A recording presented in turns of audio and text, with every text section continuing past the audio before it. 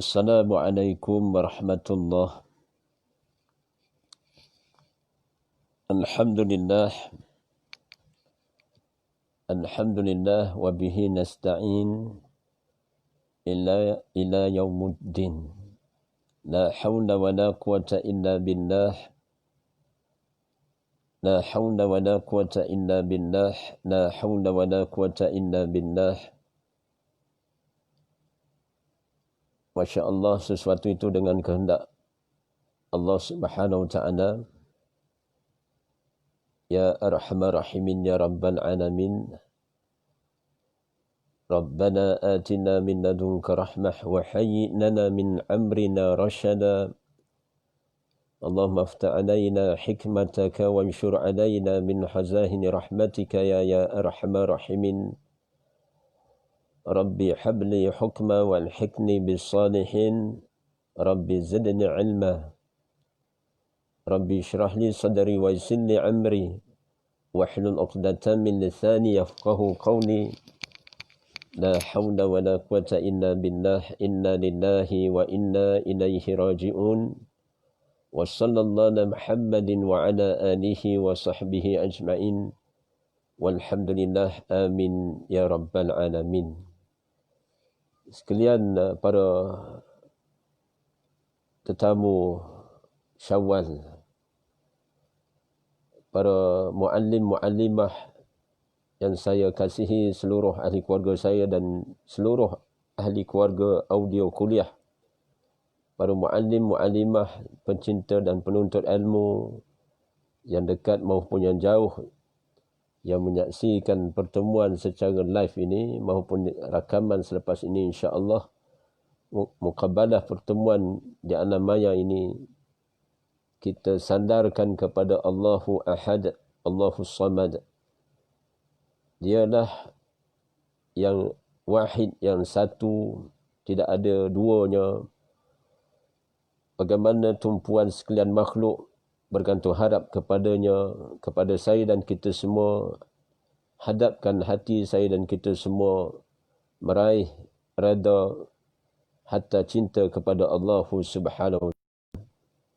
Mudah-mudahan wasilah dengan amal-amal ketaatan yang saya raikan para pencinta dan penuntut ilmu sekalian sebagai mukaddimah pada malam ini, sebelum saya membentangkan bagaimana Allah menguji siapakah yang lebih baik amalannya. Maka sebagai suatu mukaddimah dinyatakan bagaimana kesungguhan umat terdahulu bermujahadah menuntut ilmu, bersungguh-sungguh menuntut ilmu.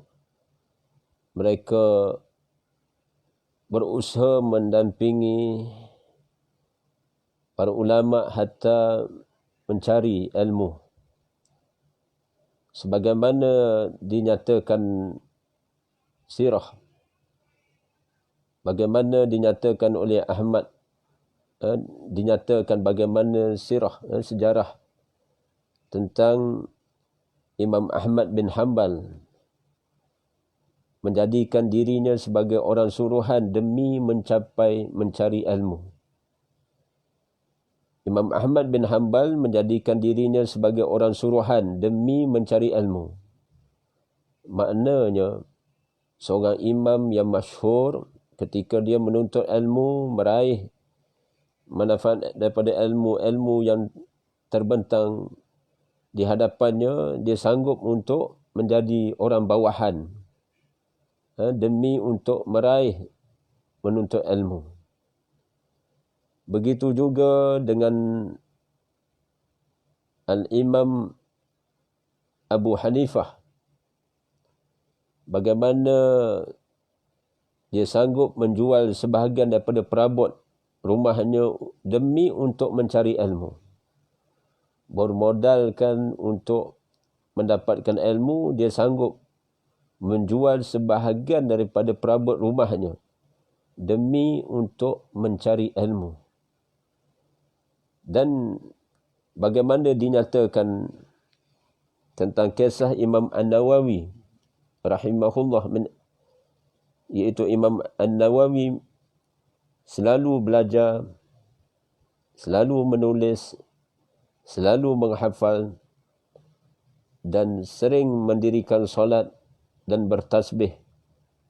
Apabila mengantuk, beliau tidak tidur, melainkan sebentar sambil duduk. Memberi faham kepada saya seumpama 3 imam yang telah kita dengar kisah mereka ini. Mereka mujahadah untuk belajar, termasuk Imam An-Nawawi tadi, dinyatakan dalam satu pengkisahan bagaimana sifat beliau menulis, menghafal, serta solat ketika untuk meraih manfaat ilmu. Dan dia, Al-Imam An-Nawawi sendiri sering bertasbih. Dan ketika dia mengantuk, maka dia tidur dalam keadaan sambil duduk. Maknanya kesungguhan mendapatkan ilmu. Maka memberi faham kepada saya dan kita semua, kita ni waktu yang santai sebegini, di zon yang tenang, insya-Allah, di lokaliti ataupun di kediaman masing-masing, stay at home ini, masya-Allah kita berada pada yaumul Jumaah, pada malam Jumaah. Saya sangka baik kepada kalian sesama kita, maknanya kita masih dalam keadaan selamat sejahtera.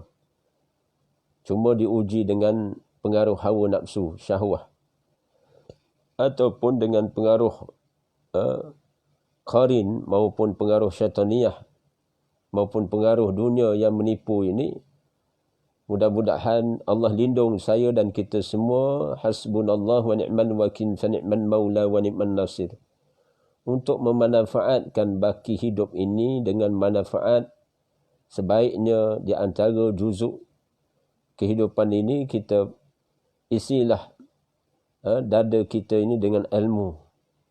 Ilmu yang Allah telah bentangkan secara jelas di hadapan mata kepala kita, dan kita beriman dengan apa-apa saja yang datang daripada Allah maupun telah disampaikan oleh Rasulullah sallallahu alaihi wasallam untuk kita sama-sama manfaatkan.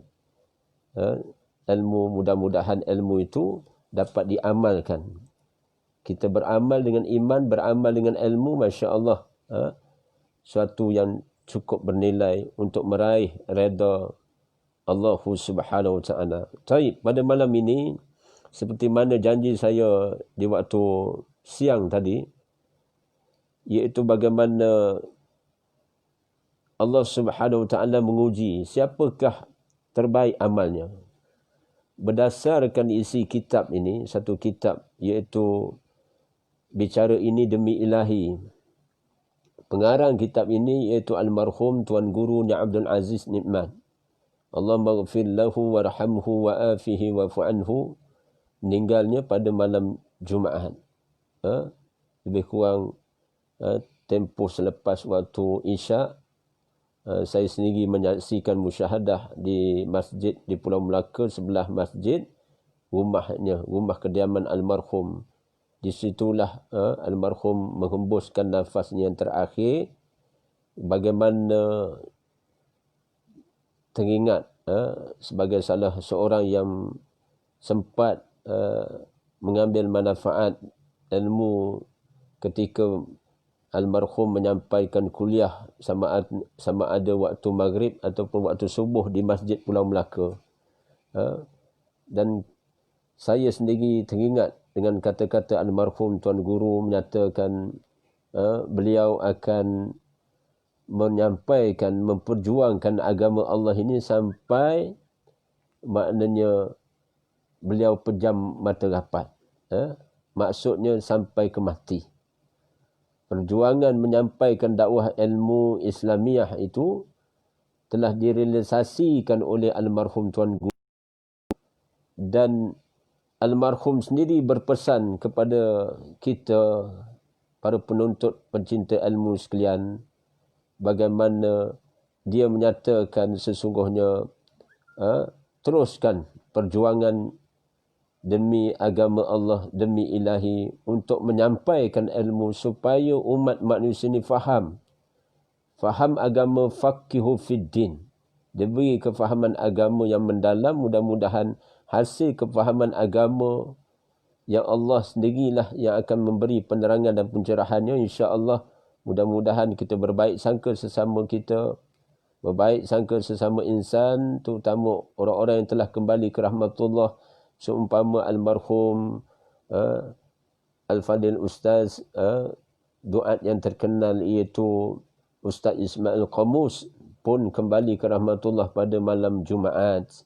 Begitu juga Profesor Dr. Harun Din, Allah jemput rasmi pada hari Jumaat. Dan beberapa sebenarnya bila mana Allah menghendaki, Allah pilih orang-orang yang soleh ini, mereka dipanggilnya menghadap ke rahmatullah.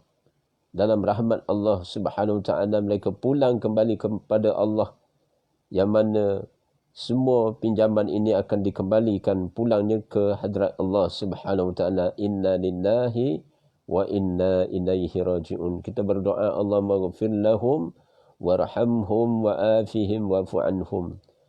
Baik. Dinyatakan oleh almarhum dalam menyatakan maksud bagaimana Allah menguji siapakah terbaik amalnya. Dunia diibaratkan sebagai benda-benda yang ada dan wujud.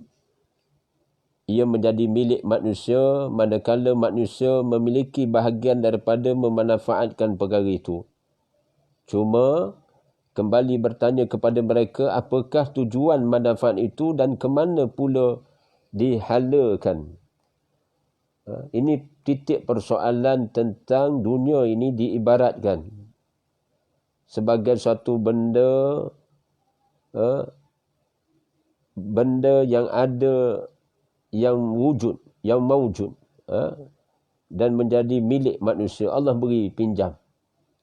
Perkakas dunia ini sama ada hartanah, kediaman, kenderaan, apa-apa aset yang bernilai dihargai oleh manusia, sebenarnya Allah beri pemilikan itu sebagai bahagian untuk kita sama-sama memakmurkan ataupun mengimarahkan muka bumi Allah ini.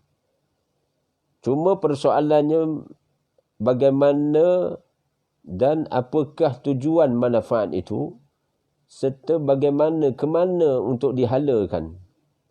Maksud pengertian semasa hidup di dunia yang sementara ini. Allah Subhanahu Wa Taala menjadikan bumi ini di atas tujuannya yang tersendiri. Tahukah kita bahawasanya Allah ciptakan pokok, tumbuh-tumbuhan dan sungai misalnya hanyalah untuk menjadikan hiasan di muka bumi ini. Cuba kita bayangkan apakah dunia akan kelihatan indah seumpama yang telah kita lihat andainya tanpa ciptaannya. Maknanya secara sahih, yang menjadikan perhiasan dunia nampak indah pada sudut pandangan manusia, sudut pandang manusia melihat, mata saya dan kita semua melihat alam ini, ciptaan Allah dijadikan dalam keadaan rupa paras yang berwarna-warni hijau. Pokok-pokok, tumbuh-tumbuhan, tanaman, hatta makhluk-makhluk yang melata atas muka bumi ini. Ada makhluk ciptaan Allah, binatang yang berjalan dengan keadaan kaki dua. Seumpama ayam, itik, angsa dan sebagainya. Begitu juga ada binatang yang kelihatan bentuk tubuh badannya, mereka berjalan dengan kaki empat. Seumpama lembu, kambing, dan sebagainya lah. Sebagainya. Jadi subhanallah, ada pula binatang yang subhanallah, maha suci Allah, bergerak dalam keadaan tanpa kaki. Iaitu seumpama ular, tanpa kaki. Ada pula binatang yang kakinya tidak terkira banyaknya. Ulat gonggok dan sebagainya. Tak terkira banyaknya. Tak terhitung dek saya. Itu perhiasan yang kadang-kadang kita nampak kadang-kadang kita nampak perhiasan itu indah pada pandangan mata. Kadang-kadang kita nampak seumpama hodoh pada pandangan mata. Tetapi dia punya nilai yang bernilai. Seumpama bagaimana ciptaan Allah seumpama rama-rama. Rama-rama, kita tengok ciptaan Allah pada telur yang bersarang dalam kepompongnya. Kemudian keluar ulat yang rupanya kita pun jadi geli dan sebagainya. Nampak kita nampak ulat keluar daripada kepompong itu dalam keadaan dirupakan paraskan seumpama ulat kepompong itu. Tak ada rupa. Tapi bila Allah izin tumbasaran itu beralih pada satu peringkat demi peringkat kehidupan dan sebagainya, maka dirupa paraskan sebagai satu tempoh tertentu, keluarlah rupa paras seumpama rama-rama yang berterbangan. Indah pada tubuh badan mereka dengan color yang bermacam-macam warnanya, dan mereka berterbangan ke sana kemari. Nak melihatkan bagaimana indahnya ciptaan Allah, termasuk burung-burung yang berterbangan. Dalam keadaan rupa paras mereka, bermacam-macam jenis burung, bermacam-macam gaya burung, dan bermacam-macam color tubuh mereka dan sebagainya. Mereka mampu bertindak, berterbangan ke sana kemari dalam keadaan merupakan makhluk ciptaan Allah. Begitu juga manusia dan sebagainya. Selain daripada manusia, maknanya makhluk ciptaan Allah terbentang luas di hadapan kita. Sekecil-kecil makhluk, sebesar-besar makhluk. Seumpama bukit, gunung dan langit. Maupun bumi yang kita pijak, maupun langit yang kita junjung. Kita lihat bagaimana Allah nyatakan, wa ilas samai kaifa rufi'at wa ilal jibali kaifa nusibat wa ilal ardi kaifa sutihat. Bagaimanakah langit ditinggikan, bagaimana bumi, gunung ganang ditegakkan, bagaimana bumi dihamparkan. Dalam surah Al-Ghasyiyah, selalu saya ulang baca supaya satu peringatan yang baik untuk kita mengungkapkan kalimah Subhana Rabbil Azim, Maha suci Allah yang Maha Agung. Subhana Rabbil Azim, Subhana Rabbil A'la, Maha suci Allah yang Maha Tinggi. Kerana dijadikan bagaimana langit ditinggikan dan bagaimana gunung ganang ditegakkan, bagaimana bumi dihamparkan. Subhana Rabbil Azim, bertasbih, bertakbir, bertahlil kepada Allah Subhanahu Wa Ta'ala. Apakah tujuan utama penciptaan itu? Tujuannya adalah untuk Allah menguji kepada manusia, siapakah di antara hamba-Nya yang paling baik amalnya selama hidup di dunia ini. Dalam satu firman Allah dalam suratul Kahfi pada ayat yang ke-7, mafhum ayat menyatakan, sesungguhnya kami, kata Allah, telah jadikan apa yang ada di dalam sesungguhnya kami telah jadikan apa yang ada di muka bumi sebagai perhiasan baginya, kerana kami hendak menguji mereka, siapakah di antaranya yang lebih baik amalnya. Ahsanu amala. Ahsanu amala, amalan siapakah yang di antara kita ini yang lebih baik amalnya. Sebagai contoh dinyatakan di sini, apabila kita melihat orang tidak memiliki duit dan hanya bersendirian, kita tidak boleh terus mengatakan bahawasanya dia adalah seorang yang baik, sedangkan duit tiada padanya, kuasa belum ada padanya. Jadi ini sebagai contoh peringatan. Dinyatakan sebagai satu perumpamaan. Kita lihat setengah orang, maknanya dia dalam keadaan bajet ataupun tidak memiliki harta yang cukup, keuangan yang cukup sekadarnya lah, dan dia dalam keadaan bersendirian. Apakah kita boleh sangka dia seorang yang baik, sebaik-baik manusia? Belum tentu. Belum tentu. Kenapa perkara itu berbangkit? Kerana belum tentu Allah uji. Seumpama Allah telah uji sebahagian di antara insan, di antara manusia ni, apabila diberinya harta, diberinya kemewahan, kita lihat dalam kehidupan umat manusia ini, betapa ramai juga yang terpana dengan kehidupan dunia yang sementara ini.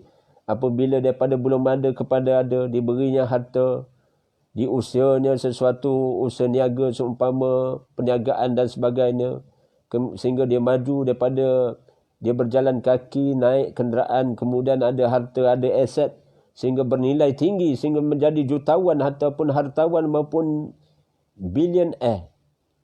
Di situlah sebenarnya ujian. Fitnah akan datang di hadapan mata dan diumpamakan seumpama, ingatlah bagaimana kucing yang kita lihat duduk baik sahaja ketika tiada ikan yang dihulurkan kepadanya. Kita tidak boleh katakan bahawasanya ia adalah seekor kucing yang baik tanpa menguji dengan meletakkan seekor ikan kepadanya. Ini perumpamaan.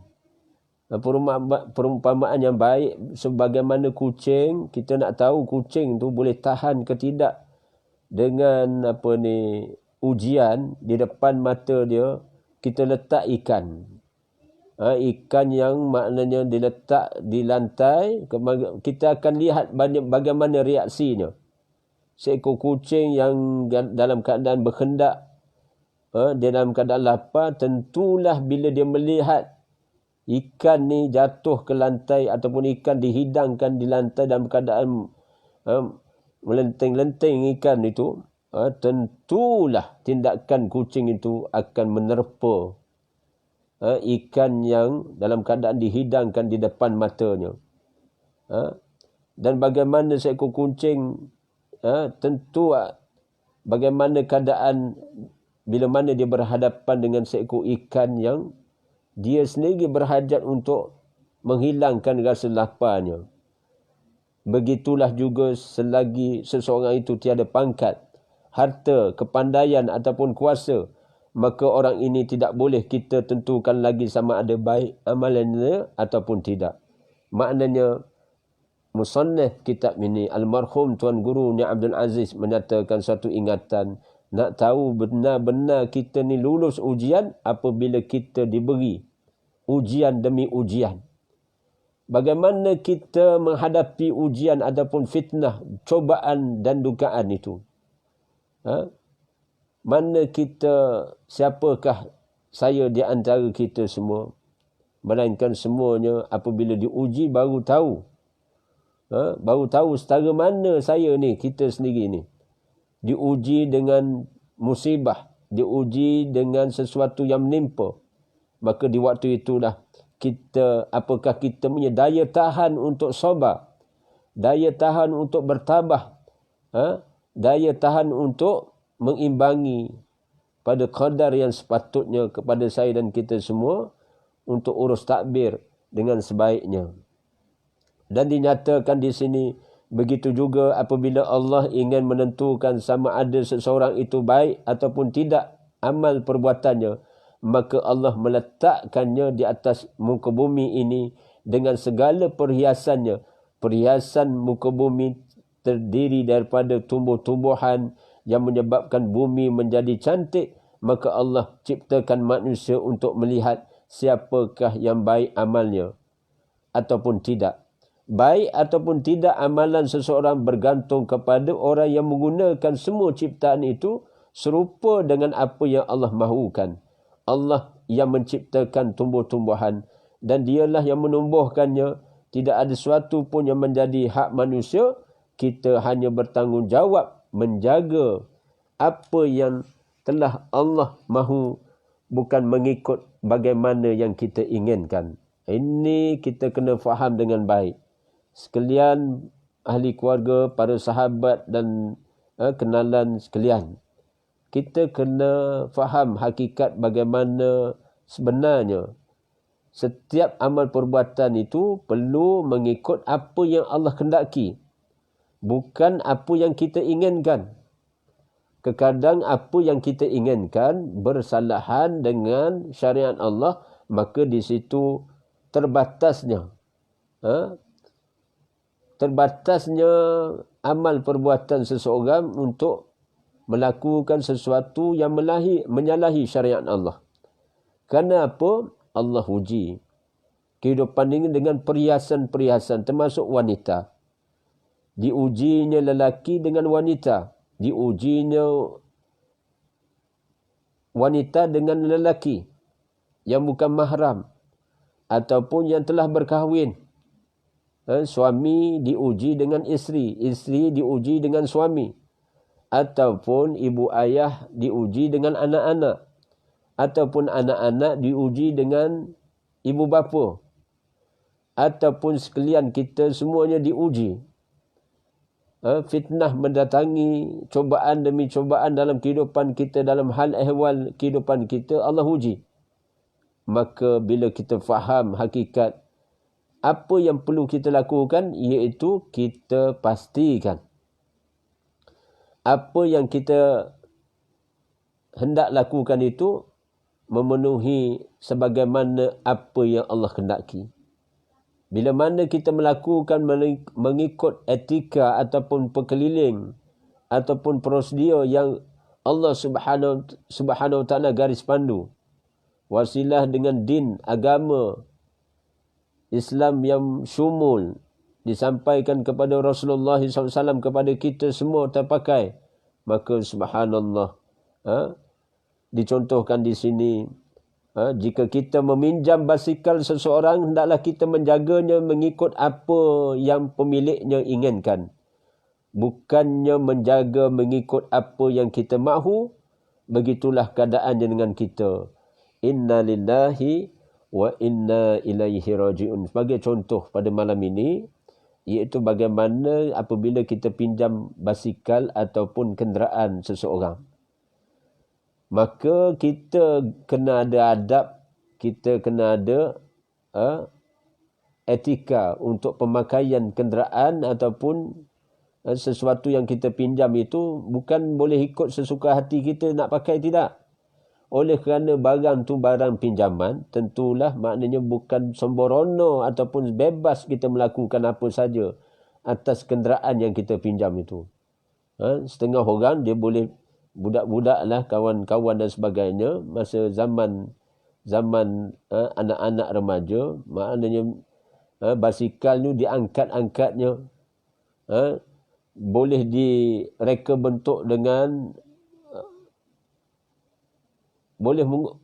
maknanya anak-anak remaja dan sebagainya. Asal basikal yang maknanya pada keadaan yang asal itu ditukarnya, maknanya pemegangnya, maknanya pemedalnya ataupun tempat duduknya, tayarnya dan sebagainya, dia boleh tukar rupa asal basikal tu. Jadi apatah lagi kalau maknanya seandainya kita remaja itu, anak-anak kita pinjam basikal, kawan dia dan sebagainya, tentulah kita sebagai mak ayah ni kena khabarkan pada dia. Mat, Fatimah dan sebagainya, contoh nama anak-anak, Siti ataupun siapa pun nama mereka ini, subhanallah, kita menyatakan kalau kita pinjam barang orang, maknanya kita kena pastikan sebagaimana kita ambil asal itu, begitulah kita kena hantar balik rupa yang asal. Maknanya kita sekadar pinjam dalam tempoh tertentu, kita kena pulangkan kembali basikal ataupun kenderaan yang kita pinjam. Bukan boleh kita ubah sistem ataupun ubah rupa kenderaan yang kita pinjam itu. Begitulah dengan manusia kita sebagai insan ini. Maknanya kita ada adab, ada akhlak dengan Allah Subhanahu Wa Taala.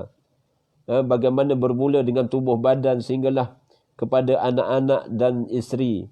Sebagai Muslim, kita perlu sedar bahawasanya ia bukanlah barang kita, ia adalah barang Allah. Dia berikan kepada kita sebagai amanah. Maknanya sama ada suami ataupun isteri adalah amanah daripada Allah. Begitu juga anak-anak dan sebagainya.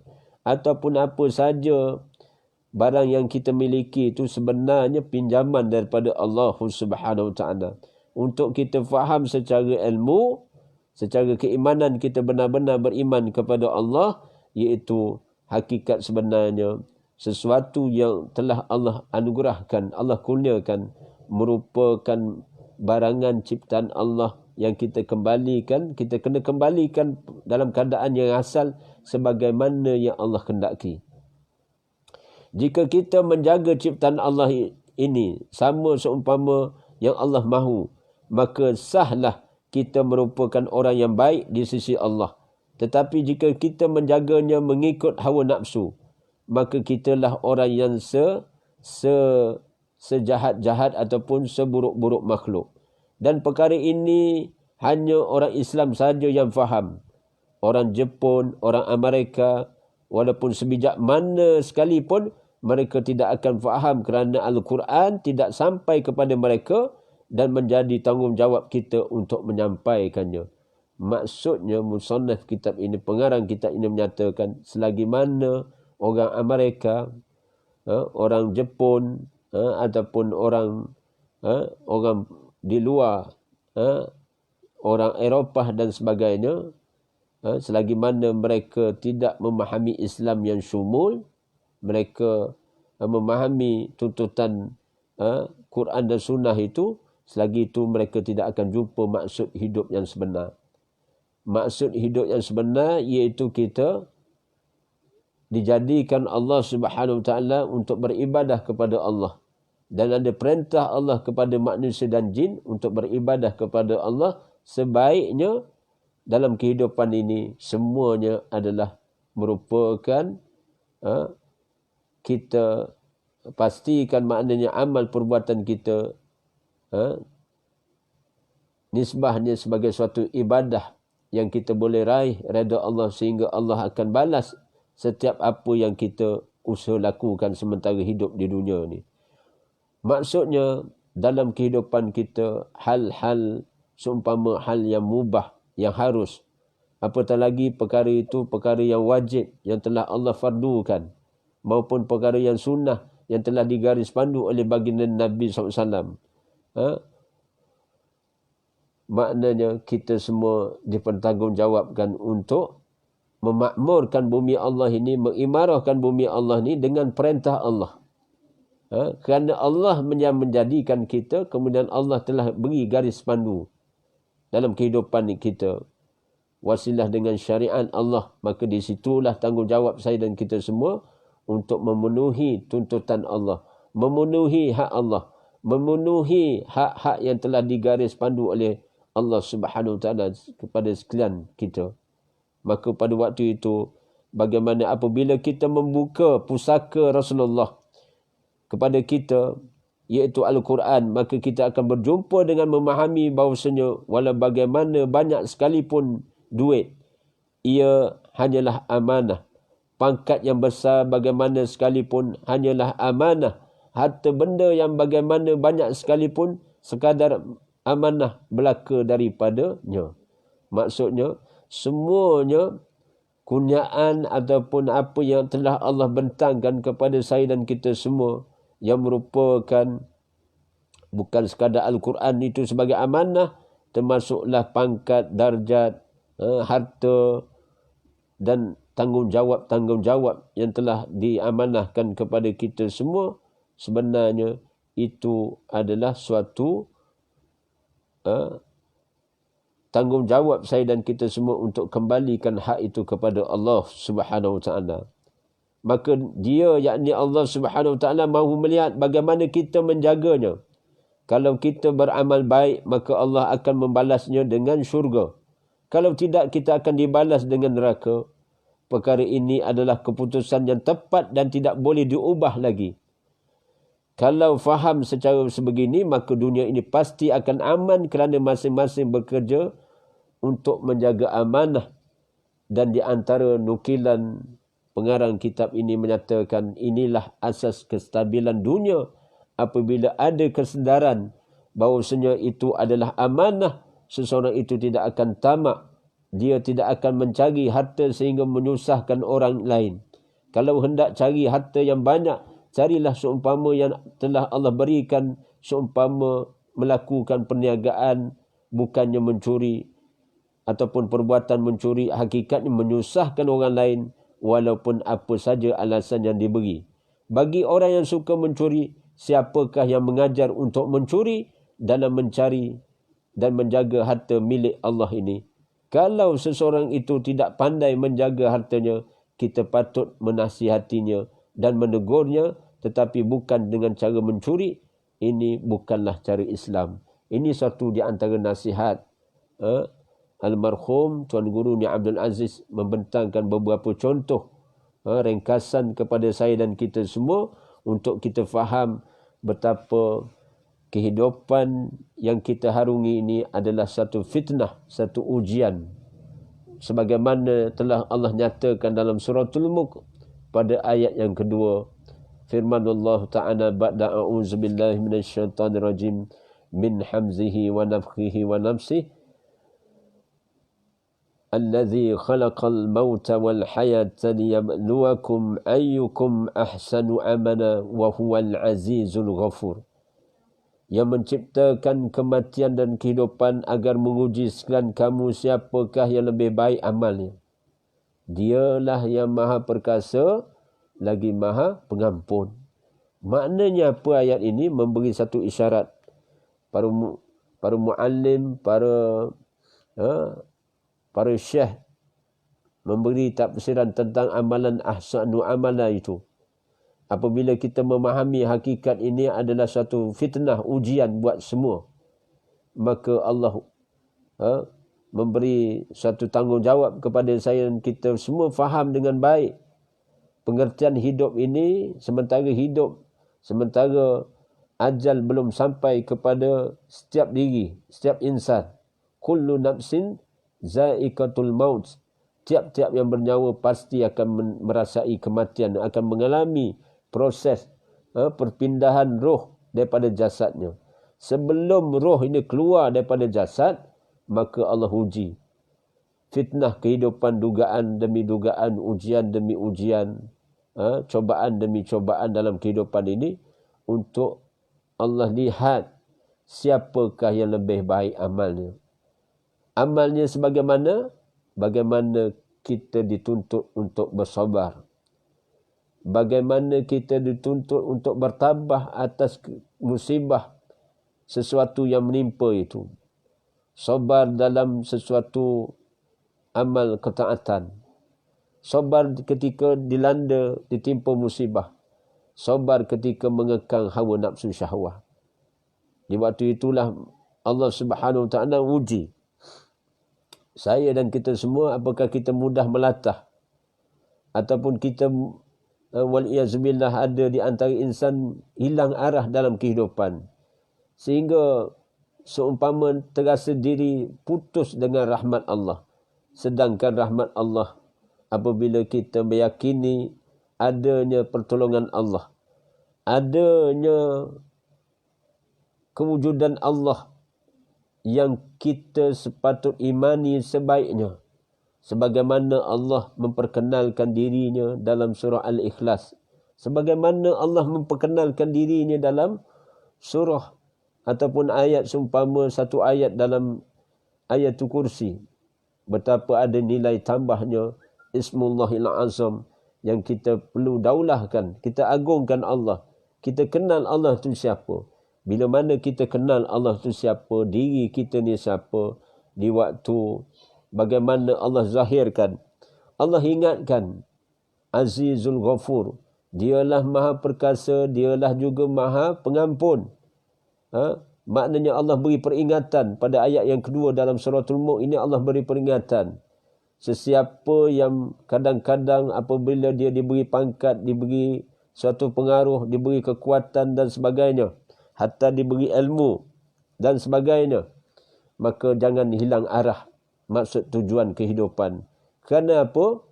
Kerana ada yang lebih hebat daripada saya dan di antara kita. Kalau kita rasa kita dah berpangkat, kita yang ada pengaruh ataupun kita yang ada harta, kita rasa kita lebih pada orang ataupun kita dah ada ilmu, kita lebih pada orang, hakikat sebenarnya fitnah bagi hati dan fikiran kita. Sebenarnya hatta ilmu pun maknanya Allah uji. Jangan di antara saya dan kita semua maknanya rasa kita ni serba ada, kita ni serba cerdik, kita ni serba pandai, kita ni serba boleh buat, sedangkan sebenarnya Allah sedang memandang amalan-amalan kita, menghisap amalan-amalan kita yang kita lakukan. Wa asirru qaulakum awijharu bih innahu alimun bizatis sudur. Sama ada kamu rahsiakan ataupun kamu nyatakan, sesungguhnya dia mengetahui apa yang ada dalam dada kamu. Dada-dada saya, yakni maknanya dalam hati nurani kita semua. Bagaimana kita olah kehidupan ini. Bila kita perasan kita ni perlunya hikmat sokongan Allah, maka kita insafi. Kita minta pertolongan Allah, petunjuk Allah. Rabbana atina min ladunka rahmah wa hayyi lana min amrina rasyada. Doa pemuda Ashabul Kahfi pada ayat yang ke-10 dalam suratul Kahfi itu merupakan doa kepada Allah Subhanahu Wa Taala. Maknanya kita boleh wasilah dengan ilmu Allah, wasilah dengan bermunajat kepada Allah, berdoa kepada Allah, minta Allah Subhanahu Wa Taala timbal balik kita ini, balancing balik dalam sepanjang kehidupan ini. Tentulah ada salah silap ataupun ada kurang lebihnya saya dan di antara kita. Subhanallah, waktu itu Allah uji. Allah uji untuk kita merendahkan diri, bertawajuh kepadanya di waktu malam maupun di waktu siangnya. Sebagaimana subhanallah, sebagai di antara minit-minit akhir bicara pada malam ini, iaitu mudah-mudahan amalan yang kita buat di dalam Ramadan Allah terima dan Allah angkat sebagai suatu kemakbulan di sisinya. Sehingga kan ada seorang alim menyatakan, iaitu Al-Imam Ibnu Rajab. Imam Ibnu Rajab rahimahullah menyatakan, dia menyatakan apabila seseorang itu dia melakukan puasa di bulan Ramadan, kemudian dia hiasi amalan di luar Ramadan, dia meneruskan puasa di luar Ramadan, seumpama yang telah dianjurkan oleh baginda Nabi SAW. Barang siapa menyempurnakan puasa 30 hari di bulan Ramadan, kemudian disusuli puasa bulan Ramadan itu dengan berpuasa di bulan Syawal dengan bilangan 6 hari di bulan Syawal, maka seumpama dia beribadah berpuasa itu dalam keadaan seumpama dia berpuasa sepanjang tahun. Masya Allah, sesuatu dengan kehendak Allah. Maka dalil itu diguna pakai oleh sebahagian para muallim menyatakan, apabila seseorang itu dalam keadaan amalan yang dilakukan di dalam Ramadan, kemudian bila mana di luar Ramadan dia masih mampu melakukan amal-amal ketaatan, seumpama solat sunnah, apatah lagi solat fardu dilakukan secara berjemaah di dalam Ramadan. Kemudian subhanallah, apabila dalam masa sama dia menunaikan puasa di dalam Ramadan, puasa Ramadan 30 hari. Di luar Ramadan dia mampu meneruskan puasa sebagaimana menjadi suatu sunnah muakkad bagi kita yang beriman kepada Allah, menuruti itibak dengan sunnah Rasulullah SAW, percaya dan yakin dengan janji Allah dan Rasulnya. Maka kita, sesiapa yang berpuasa di luar Ramadan sebagaimana Rasulullah berpuasa, di situlah ada nilai tambah kebarangkalian, kemungkinan, maknanya sangkaan baik kepada Allah. Itu tanda-tanda amalan seseorang itu di dalam Ramadan telah dimakbulkan Allah, diterima Allah, sehingga terpalit di luar Ramadan. Itu tanda-tanda amalan ataupun doa ataupun munajat kita diterima Allah Subhanahu Wa Taala.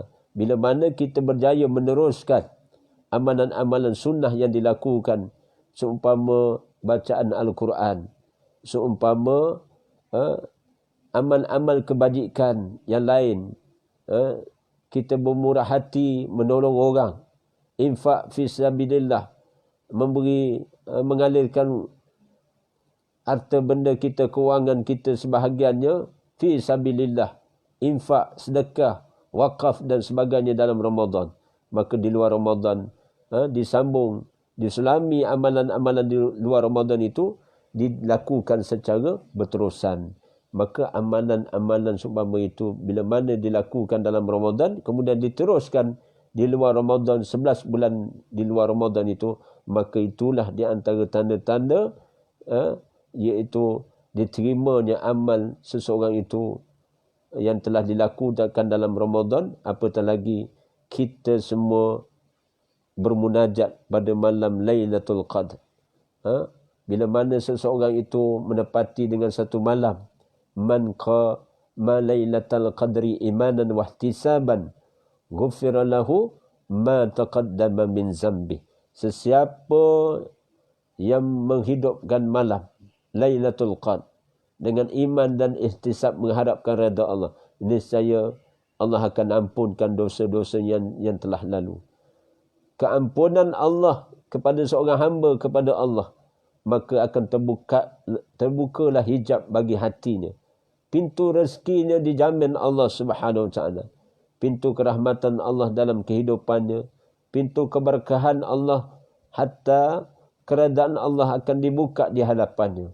Masya Allah, hidupnya akan lebih bermakna. Saki-baki hidup seseorang kepada Allah apabila benar-benar dia beriman kepada Allah. Kemudian wa amilus salihat, dan dia melakukan amal-amal soleh, amal ketaatan dia kepada Allah.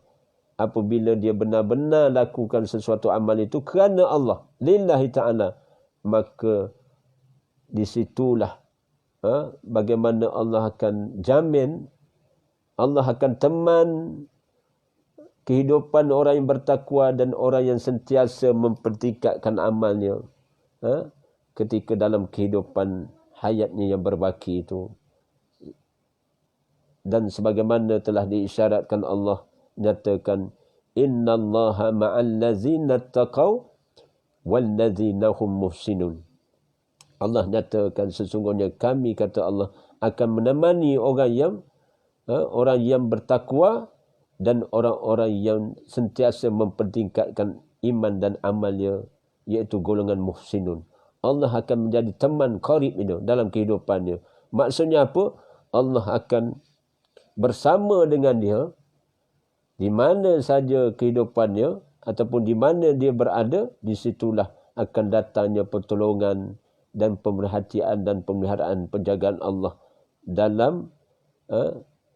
dalam jaminan Allah kehidupannya diurus takbir dengan taufik dan hidayah dari sisi Allah Subhanahu Wa Taala. Jadi khulasahnya pada malam ini nak menyatakan Allah menguji sekalian saya dan kita semua untuk Allah beri suatu manfaat untuk nilai akhirat. Semasa hidup ini ditimpakan satu demi satu ujian dalam kehidupan. Rupa-rupanya sebagaimana Rasulullah SAW adalah insan yang terpilih. Walaupun Rasulullah ni dimartabat menjadi Nabi lagi Rasul, namun Nabi Muhammad sallallahu alaihi wasallam itu jugalah orang yang paling banyak diujinya. Para awliya Allah, para Nabi dan Rasul Allah, terutamanya Rasul Ulul Azmi, adalah orang-orang yang diuji begitu hebat mengatasi manusia-manusia yang lain. Mereka yang dijamin syurga Allah adalah mereka yang paling banyak diuji Allah Subhanahu Wa Taala. Itulah kenyataan yang rasmi yang kita kena terima. Kehidupan ini bukan suatu zon yang sentiasa selesa maupun tenang, melainkan kita lihat satu penyaksian musyahadah sebagaimana cuaca ataupun suhu badan saya dan di antara kita sendiri menyaksikan cuaca Ada kalanya matahari terbit, sehingga di waktu duha itu kita lihat pancaran matahari dalam keadaan menyinar, menyingsing sehingga tengah hari. Ada kalanya pada waktu siang itu bukan mesti menunggu ke petang, ada kalanya di waktu pagi pun hujan boleh turun. Bukan mesti pada waktu petang dalam keadaan cuaca dalam keadaan statik, melainkan ada perubahan-perubahan. Cuaca itu sendiri pun bagaimana Allah jadikan dalam keadaan susunan yang sistematik. Bila mana Allah menghendaki sesuatu tempat itu ditimpanya kekurangan air, maka bagaimana keadaan musim itu dijadikan musim kemarau, menyebabkan air semakin susut nilai, semakin menyebabkan ketandusan kering kontang seumpama kemaraunya satu wilayah ataupun satu tempat itu. Kemudian ada tempat yang dibasahi dengan hujan yang lebat, yang subur tanahnya dan sebagainya. Itu pun dalam keadaan pemeliharaan dan ketentuan Allah Subhanahu Wa Taala. Jadi dalam kehidupan pun begitu. Ada masa keadaan kita begini, ada masa keadaan kita begitu, begini dan sebagainya. Semuanya kita faham secara hakikat, iaitu Allah nak uji sekalian kita supaya kita lulus dalam ujian, insya-Allah. Maknanya kita kena sabar dan terus istiqamah. Istiqamah dalam keadaan, maknanya kita yakin dengan janji-janji Allah sebagaimana telah diikrarkan, sebagaimana telah dinyatakan, bagaimana golongan yang bertakwa mereka itu menyatakan illal ladzina qalu rabbunallahu summa istaqamu tatanazzalu alaihimul malaikah. Mereka menyatakan apa? Mereka menyatakan Rabb kami adalah Allah. Kemudian mereka menegaskan, mereka beristiqamah dengan akidah bagaimana meyakini Allah itu sebagai Rabb. Seumpama kita disunahkan mengungkapkan kalimah, dijadikan wirid di waktu pagi dan petang, insya-Allah sesiapa yang menyatakan raditu billahi rabba wa bil islami dina wa bi muhammadin nabiyyan wa rasula, maka itulah di antara sebaik-baik ucapan mengakui Allah sebagai Rabb kita, Islam sebagai agama kita, sebagai agama kita reda Islam sebagai agamaku, wa bi muhammadin nabiyyan wa rasula, dan Nabi Muhammad sebagai nabi dan rasulku, maka Allah akan campakkan kemanisan dalam iman dia kepada Allah Subhanahu Wa Taala. Dan saya tutup dengan satu nukilan seorang Dr.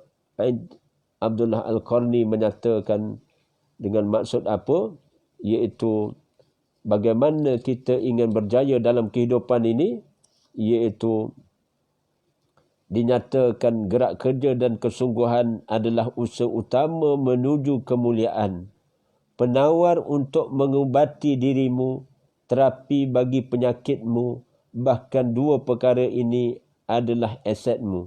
Iaitu apa? Iaitu yang pertama, gerak kerja dan kesungguhan. Mujahadah. Mujahadah itu suatu kemuliaan dan merupakan penawar. Dan bukan sekadar gerak kerja, bukan sekadar kesungguhan, tapi gerak kerja itu kita kena melangkah. Kita kena melangkah ke hadapan, barulah makna bergerak sesuatu urusan itu. Bagaimana untuk kita mengubah nasib kita, melainkan kita minta pertolongan Allah. Minta Allah yang susunatu dalam kehidupan ini. Sebagaimana Rasulullah nyatakan sebagai satu wirid, diulang sebut oleh baginda Nabi SAW, Ya Hayyu Ya Qayyum, birahmatika astaghis, yang sentiasa hidup. Al-Qayyum berdiri dengan sendiri terus menerus menguruskan makhluk. Birahmatika astaghis, dengan daku memohon pertolongan dengan rahmahmu. Aslih li sya'ni kullahu wa la takinni ila nafsi tarafata ain. Dan dengan maksud apa? Ya Hayyu Ya Qayyum, birahmatika astaghis aslih li sya'ni kullahu wala takilni ila nafsi tarfata ain, dan janganlah engkau menyerahkan nasibku pada diriku sendiri walaupun sekelip mata. Maknanya serahlah, Allah lah selayaknya kita tempat tumpuan sekalian makhluk, termasuk saya dan kita semua. Allahus Samad, Allah tempat kita tawajuh, tidak bergantung harap kepada manusia ataupun tidak bergantung harap kepada makhluk, melainkan semua makhluk bergantung harap kepada Dia yang Maha Esa. Fokuskanlah perhatianmu kepada satu-satu pekerjaan, perdalami, tekuni dan cintailah sehingga terselah daya kreativitimu. Mulakan kerja yang paling penting, kemudian yang kurang penting. Tetapi awas, hindarilah daripada perkara-perkara yang mengganggu konsentrasi dan teragihmu. Tenaga kepada banyak pekerjaan kerana keadaan ini membingungkan dan melemahkan tubuhmu. Maksudnya kena fokus. Dalam sesuatu gerak kerja dan kesungguhan yang kita hendak lakukan, kena fokus. Kita kena dahulukan yang mana aulawiyatnya yang kita kena dahulukan. Dan penutup sebagai satu kata-kata motivasi daripada Dr. Ain Abdullah Al-Qarni menyatakan, ingatlah dalam Al-Quran banyak ungkapan motivasi. Dibentangkan 5. Seumpama sari'u, iaitu bersegeralah. Kemudian berlumba-lumbalah. Berlumba-lumbalah. Wasabiku. Berlumba-lumbalah. Kemudian wajahadu.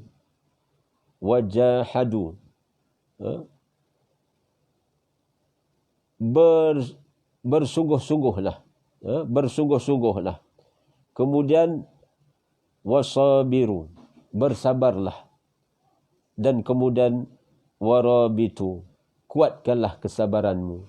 Maknanya 5 kalimah ini, subhanallah, boleh kita jadikan rujukan dan kita daulahkan, iaitu secara khulasahnya pada malam ini, bersegeralah. Faghfiru ilallah, bersegeralah menuju kepada maknanya faghfiru ilallah, kepada seruan Allah. Kita kembali kepada fitrah agama Allah, fitrah kepada petunjuk Allah Subhanahu Wa Taala, bersegeralah. Kita kembali kepada Allah. Kemudian berlumba-lumbalah, fastabiqul khairat, berlumba-lumba melakukan amal pekerjaan dengan nilai ukhrawi, nilai akhirat. Kemudian kita mujahadah, bermujahadah di jalan Allah Subhanahu Wa Taala. Dalam tempo kita mujahadah itu, kita bersabarlah menghadapi satu demi satu rintangan, dugaan, cobaan, ujian dan sebagainya.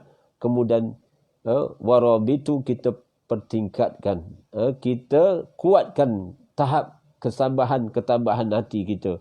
InsyaAllah kita akan menemui janji Allah. Janji Allah akan berbayar tunai di dunia ini, apatah lagi di akhirat nanti. Wallahu a'lam. Mudah-mudahan sedikit sebanyak bicara pada malam ini. Lebih kurang saya bajet antara 45 minutes to 1 hours.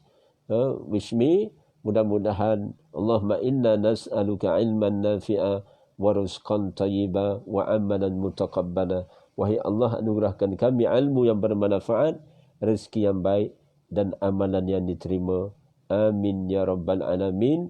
Siru ala barakatillah. Sesiapa yang belum menyempurnakan puasa 6 hari di bulan Syawal,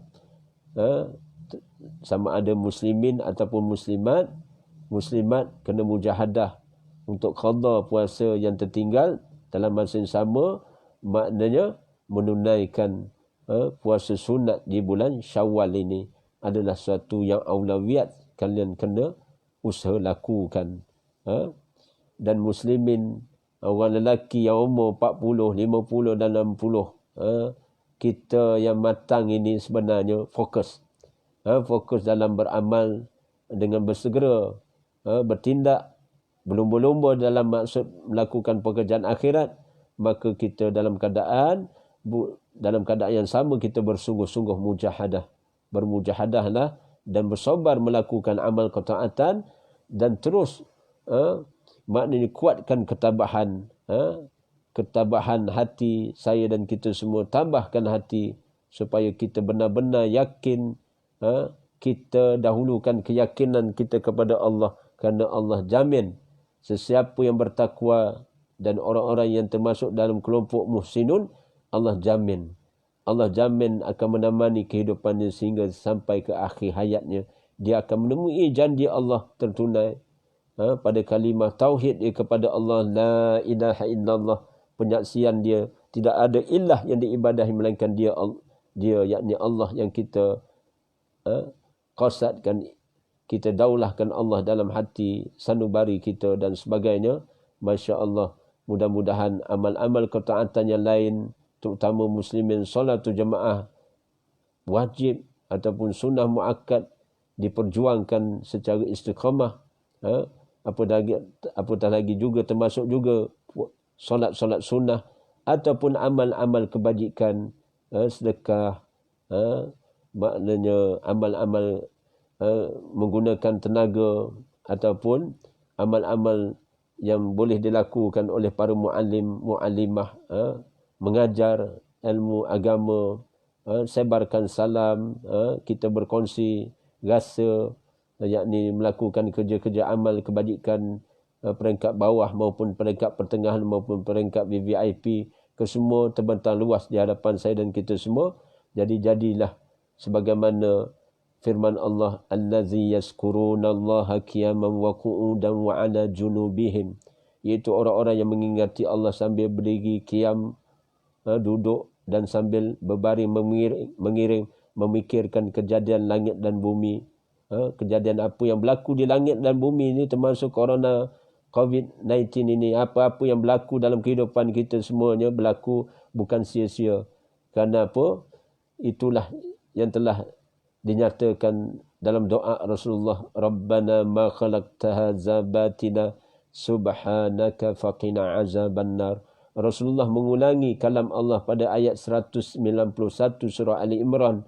Rasulullah berdoa, ya Rabb kami, tidaklah engkau jadikan perkara ini sia-sia, maha suci di kau, peliharalah kami daripada azab api neraka. Rasulullah minta kepada Allah pelihara diri baginda, hatta ahli keluarga baginda. Tidak ada jaminan melainkan Allah lah jamin kita semua terpelihara daripada azab api neraka dengan rahmat Allah, dengan keredaan Allah. Mudah-mudahan maknanya apa yang telah kita lakukan dalam Ramadan sehingga membuahkan hasil makrifah, pengenalan kita kepada Allah, benar-benar kita beriman kepada Allah dan benar-benar kita beramal dengan keimanan yang sebenar di sisi Allah. Insya-Allah maknanya Allah akan menuruti sangkaan baik hamba-Nya. Ini dalam jaminan Allah. Allah menuruti sangkaan baik hamba-Nya, maka kita beristiqamahlah dengan maksud keimanan kita kepada Allah. Amantu billah, katakan aku beriman kepada Allah dengan keimanan sebenar, summastaqim, dan maka beristiqamahlah kalian dengan tuntunan ataupun tuntutan ayat ataupun kalimah syahadah tauhid kepada Allah. Tidak ada ilah yang diibadahi melainkan dia Allah. Muhammadur Rasulullah, dan Muhammad itu adalah Nabi dan Rasul Allah subhanahu wa ta'ala. Wabillahi taufiq wal hidayah. Wassalamualaikum warahmatullahi wallahu a'lam. Terima kasih atas perhatian. InsyaAllah kita ketemu pada hari, InsyaAllah hari Isnin. Saya buat satu jadual dalam seminggu. Saya akan ke udara bersama dengan antum semua pada hari Khamis, hari Jumaat dan hari Isnin. InsyaAllah 3 hari dalam seminggu menjadi keutamaan Rasulullah SAW beribadah, mempertikatkan amal. Maka saya niat ikut sunnah, ikut ittiba', iaitu ikut. Yang disebut ittiba' itu ikut sunnah Rasulullah SAW. Salah satu sunnahnya Rasulullah memuliakan 3 hari dalam seminggu itu, terutama Yaumul Jum'ah, termasuk juga Isnin dan Khamis, kerana maknanya amalan kantungan amal dinaikkan ke hadirat Allah Subhanahu Wa Taala pada Isnin dan Khamis. Maka Rasul sangat suka maknanya beramal ibadah dengan mujahadah di sisi Allah, beramal dengan manfaat daripada ilmu Allah dan Rasulnya. Maknanya mudah-mudahan kita semua amalan kita diangkat dalam keadaan diterimanya Allah Subhanahu Wa Taala. Bukan sekadar menepati Al-Quran dan menepati As-Sunnah, tetapi perlunya keikhlasan beribadah. Itulah amalan yang terbaik. Amalan yang disebut amalan ahsanu amala itu, iaitu adanya perasaan takut, berhati-hati dengan ketentuan dan takdir Allah. Kita sabar, kita tabah dan kita reda. Kita rasa syukur dan kita reda kepada Allah Subhanahu Wa Taala, dan dalam masa sama maknanya kita punya sifat takwa dalam hati. At-taqwa hahuna, takwa itu ada dalam hati nurani kita, dalam hati sanubari kita, dan takwa itu disulami dengan keikhlasan beribadah kepada Allah. Itulah amalan ahsanu amala, iaitu amalan yang benar-benar ikhlas beribadah kepada Allah Subhanahu Wa Taala. Mudah-mudahan kita beristiqamah, saya dan kita semua benar-benar mengikut garis pandu yang telah Allah bentangkan kepada baginda Nabi SAW. Begitu juga mereka-mereka yang mengikut generasi awal Islam maupun yang mendahului beriman kepada Allah daripada kita semua. Mereka itu golongan Al-Muqarrabun. Termasuklah, mudah-mudahan Allah pilih di antara kita. Termasuk juga maknanya kita ini setidak-tidaknya menjadi termasuk golongan yang kanan, Ashabul Yamin, yang dijamin syurga Allah Subhanahu Wa Taala. Wabillahi taufiq wal hidayah. Wassalamualaikum warahmatullahi. Wallahu a'lam. Jazakumullahu khairan jaza. Barakallahu fikum. Siru ala barakatillah. Subhanakallahumma rabbana wa bihamdika. Ashhadu an la ilaha illa anta astaghfiruka wa atubu ilaih. Wallahu a'lam. Allahumma salli ala